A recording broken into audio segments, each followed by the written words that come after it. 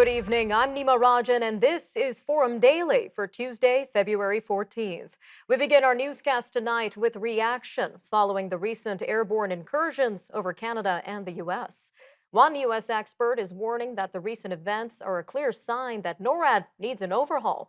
Jamil Jaffer is head of the National Security Institute at George Mason University in Virginia, and he says it's still unclear if there's a lack of capability, a lack of attention, or a combination of both. Three separate objects have been shot down in as many days after what U.S. officials say was a Chinese surveillance balloon which floated across the continent 2 weeks ago. NORAD appeared to lose track of the mysterious object that was eventually shot down Sunday over Lake Huron. Moving to a new update on the federal government's proposed health care deal. Canada's premiers decided in a virtual meeting yesterday that they will formally accept last week's offer from the Prime Minister.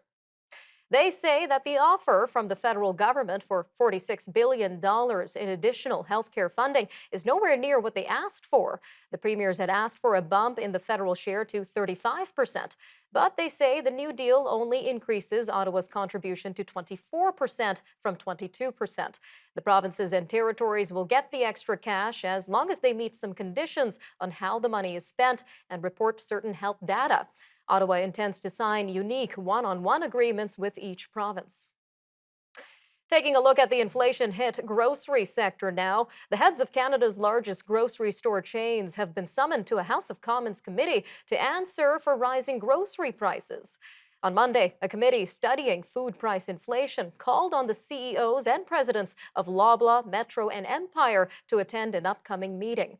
The committee also agreed to extend the length of its food price inflation study by adding more meetings. Statistics Canada says prices for food purchased from stores rose nearly 10% in 2022. Now, this is the fastest pace since 1981. In the nation's capital, federal conservatives joined the Bloc Québécois to send a message to the Trudeau government on the notwithstanding clause. The clause gives federal and provincial legislatures the ability to pass laws that override certain parts of the charter for a period of up to 5 years. Bloc leader Yves-François Blanchet brought forward a motion in the Commons yesterday.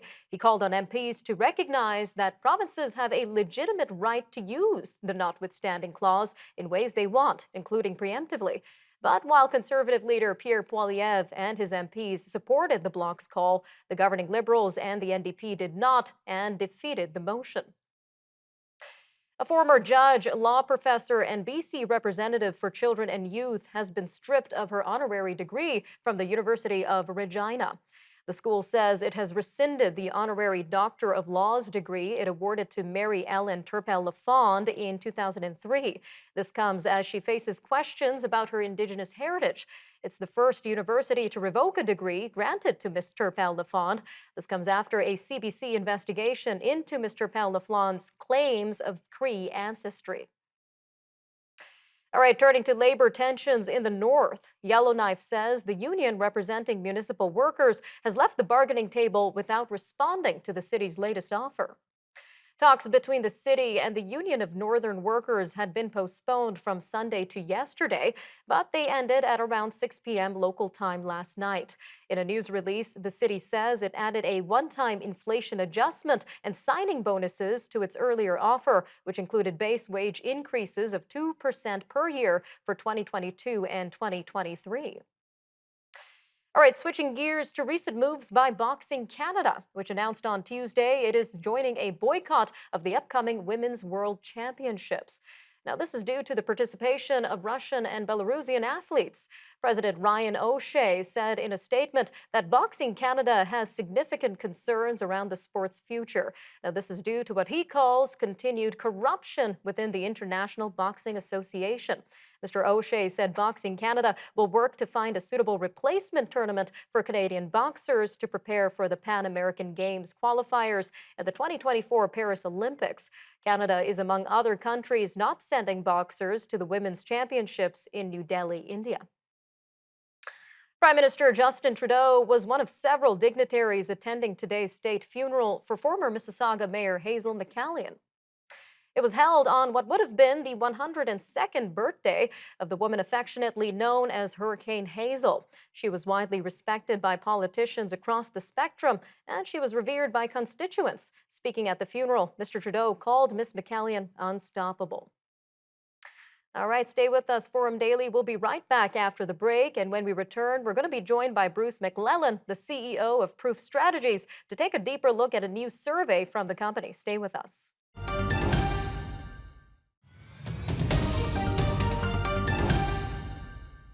An annual survey of public trust in Canada suggests that Canadians' faith in governments is rebounding as the COVID-19 pandemic begins to fade. The 2023 Can Trust Index, published by Proof Strategies, surveyed 1,500 adults online early last month.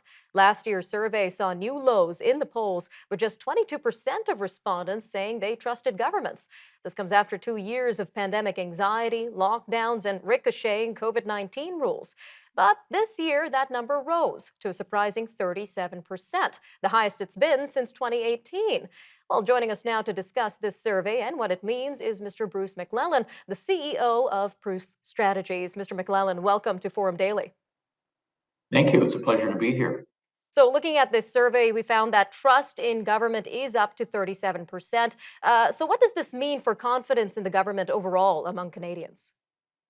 We do our survey annually in January, and we use a 7-point scale to assess trust by Canadians in all sorts of areas, institutions, and so on. So if you think back to January a year ago, we had been through the pandemic for almost 2 years. And when just it was starting to look better, we were all hit with Omicron, a new variant. So Canadians were in a bit of a dark space last January. Contrast that to our 2023 survey, which we just did a few weeks ago in January. And we see that Canadians have sort of lifted their spirits from the darkest point of the pandemic and are returning to a more traditional position of their trust in government. So as you noted, the trust in government as a category in general jumped 15% in 1 year. And that's a jump that we just don't normally see in any of our questions around any topics that we probe on. But it is a return to normal for trust in government. We also ask questions about what do Canadians expect from government. And a good majority of Canadians agree with the statement that they think there's a role for government to be involved and make things better for average citizens. So there's a tradition of government involvement in Canada. We have public healthcare, we have public education, we have many other public services that Canadians hold dearly, and they're returning to trusting of those. And what's interesting is, as you mentioned, it's really rare for surveys to find growth in trust. So can you unpack that for us and tell us why it's so rare for trust to grow like this? Well, there's a saying among all those of us who study trust, we say that trust arrives by Pony Express and leaves in a Maserati. And what we mean by that is that it's very hard to work and build trust. But then if you do something to lose trust, it leaves in a hurry and it's hard to get back. So we know that rebuilding, restoring trust is hard. And we've seen that over the years in how we track the Prime Minister, where certain events that happened caused a drop in trust in Mr. Trudeau. And then he could never quite come back. So this is true in many cases of organizations when they do something that rocks or breaks trust, it's hard to return. So to see this 15% jump it's very unprecedented. Normally we see stability, and then when there's been an event, we see low trust. You might be interested to know that this year we added Hockey Canada to our trust survey, and trust in Hockey Canada comes in at only 30%, which is quite low for a not-for-profit organization. And for some broader perspective on this, how do we compare to other G7 countries when it comes to the overall trust in government? Do we have any information on that? Well, we know that Canadians do have higher trust in government than our American friends. I can talk about some comparisons with the United States, and we know that Canadians have higher trust in government than in the United States. Canadians also have higher trust in their elections and the election outcomes. There's room for improvement in Canada, but generally speaking, we trust our electoral system more than Americans do. You'll also find in trust surveys that there's a there's a connection to partisanship. So the supporters of the party not in power are typically not as trusting as the people who have their party in power. And we see that ebb and flow. Although, I would say that in Canada, there's less of that polarization than there is, say, in the United States. All right, just a quick 15 seconds left here, Mr. MacLellan. But what would you say is the main message here for policymakers from the study? Canadians are not happy with the performance of political parties. 56% of them say that political parties are a divisive influence on Canada. So we really need politicians to take steps to build trust, not tear it down. All right, Mr. MacLellan, thank you again for your time today. Thank you. We'll be right back, and coming up after the break, we're going to take a look at cybercrime against Canadian businesses. We're going to be speaking with Mandy Vice President of Marketing Partnerships at the Canadian Federation of Independent Business.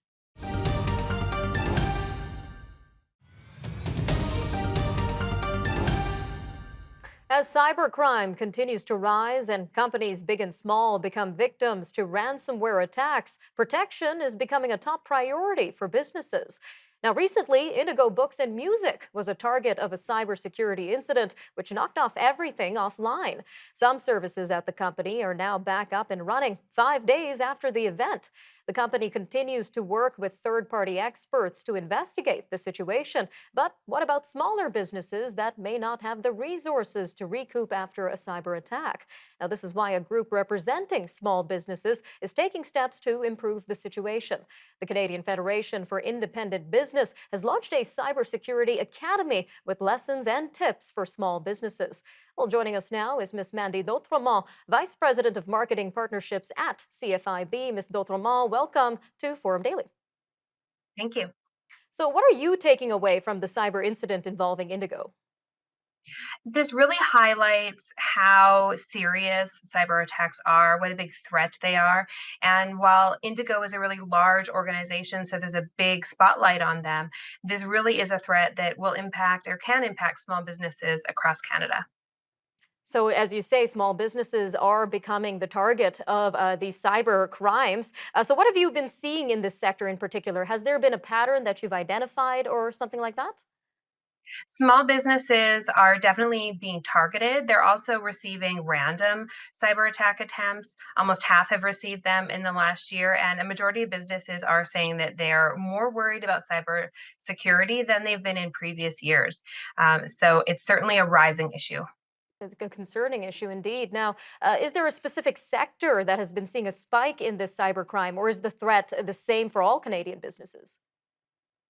I would argue that the threat is definitely something real for all Canadian businesses. We do see some sectors report slightly higher numbers of attacks in their business, typically in professional services, so accountants, IT, HR related businesses, and that isn't surprising. They may also be quite vigilant in monitoring the number of attacks that they're getting into their business. But really, any business that is connected to the internet is at risk of becoming a victim of a cyber attack attempt. So it's very important that every business, no matter what size or sector they are, takes it seriously.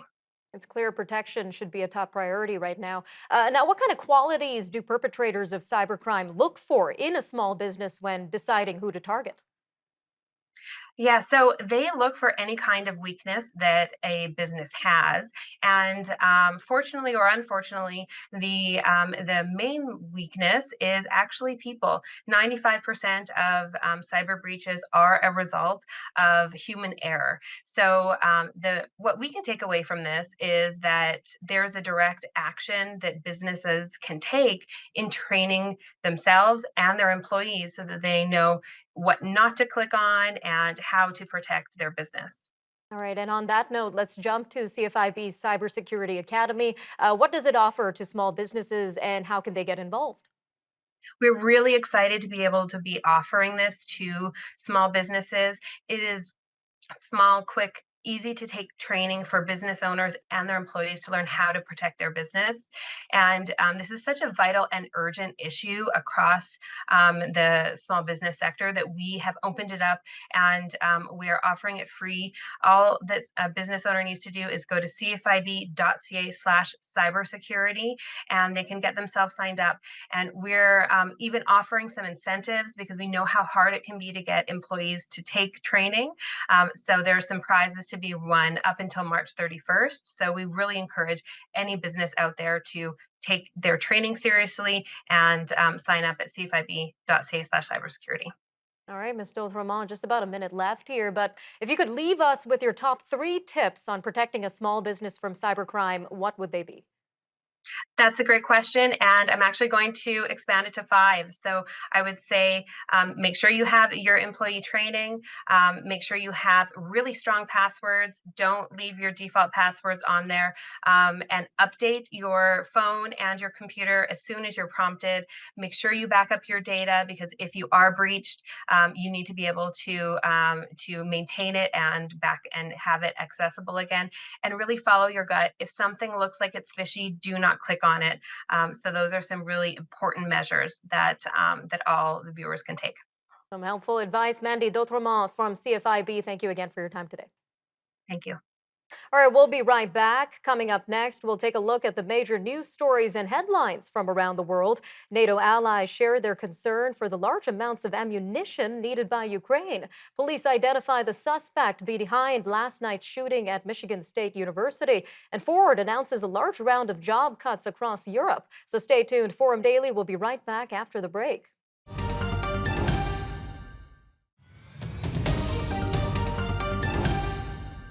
Ukraine is again appealing to Western countries for fighter jets.